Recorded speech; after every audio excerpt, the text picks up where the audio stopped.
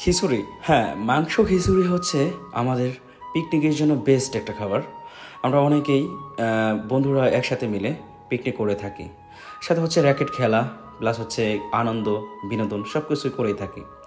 এই ছোট্টবেলায় আমরা আগে থেকে করে আসছি, এখনও করে আসছি। তবে সময়ের সাথে সাথে সব বন্ধুরা কেন যেন হারাই গেছে। সবাই বিভিন্ন কাজে, বিভিন্ন দেশে, কাজের ব্যস্ততার মাঝে সবাইকে হারাই ফেলছি। খুব মিস করি ওদের, খুব মিস করি তাদের, যারা একসাথে পিকনিক করতাম, খেলাধুলা করতাম। এখন সবাই সবার কাজে ব্যস্ততা নিয়ে পড়ে আছি। যাই হোক, খুবই মানে কষ্ট লাগে আগের দিনগুলা, ছোটোবেলার দিনগুলা মনে পড়লে খুবই খারাপ লাগে। বাই দ্য ওয়ে হচ্ছে খাবারটা শেষের দিকে চলে আসি। মাংস এবং খিচুড়ি একসাথে মিক্সড করানো হয়।